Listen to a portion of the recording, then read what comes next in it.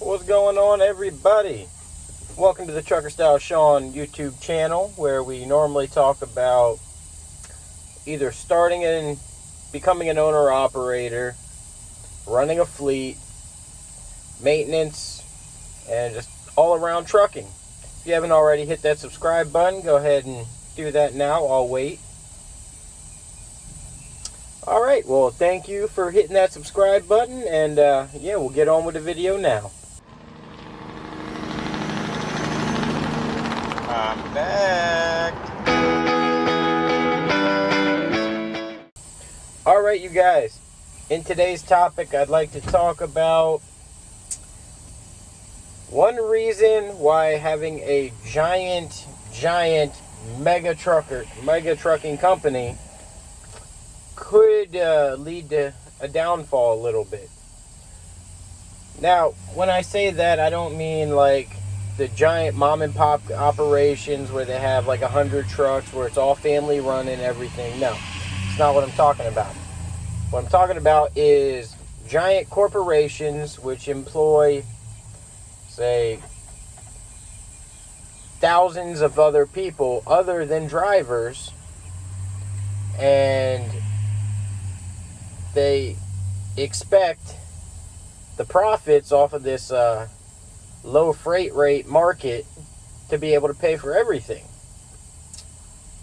What I mean by that is, alright, take a small mom and pop company with around 50 trucks, where it's husband, wife, maybe kids, cousins, and everything, all running, dispatching, operating a trucking company.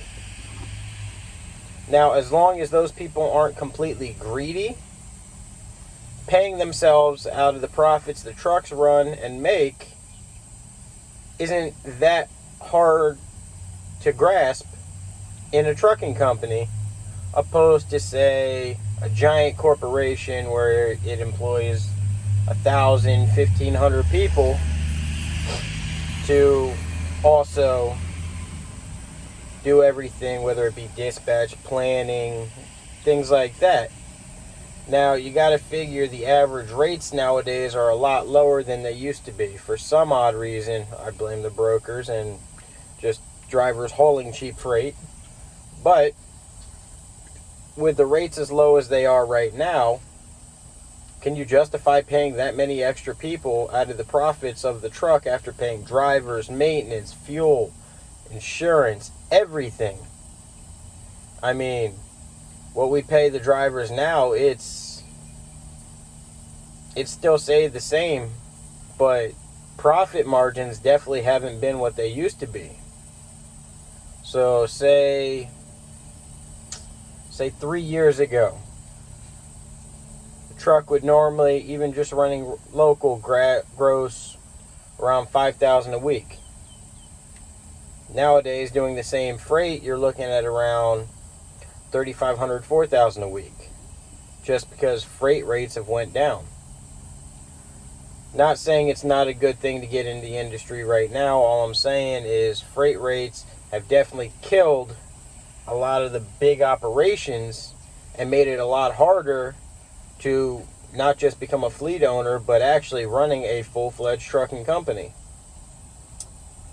Now, my opinion, actually, to be able to keep going is, 1, run debt-free. 2, have good accounts set up so that even in the slow markets, you still have freight to run. That way your drivers aren't just sitting, because you still got to pay them even if they're sitting. Keep your overhead low, meaning if you have somebody doing a job, whether it be in the office, whether it be dispatching, planning, anything like that, make sure that person can do everything that they need to do. Don't hire a bunch of extra people just because you feel like you owe them something and you want to feel like you're bigger than you actually are. Because at the bottom line, look at what your company is bringing in, and can you afford to pay all those extra people at the rates they are now? Number 4, keep up the maintenance on your trucks. One small thing can lead to a catastrophic failure. Sad but true. And finally, number 5, have fun with what you're doing. Know what you're doing. Do all the numbers. Don't do redneck math is what I call it, where you think other people call it being hood rich. You're making a lot of money, but you're not taking into account everything that's going out as well. You got to plan for things, you guys. You got to know when to run hard and when to not take a load, because it's going to end up costing you money. That's just a little tidbit of off the top of my head. And what brought that on was Celadon. With them closing, they had 1,500 people employed in their offices. I forget how many trucks they had running, but freight rates what they are now, they had a lot more going out than they had more coming in than they had going out, but at the same time, they could have been more profitable had they have ran their business smarter. Not saying I'm smart, just I believe in the old ways of doing things, and that is overhead low, profits high. Y'all keep the rubber side down. Make sure you hit that like button on the video if you've enjoyed it. Go ahead and leave a comment on your opinion if you think I'm wrong, or just what your opinion is on the whole situation.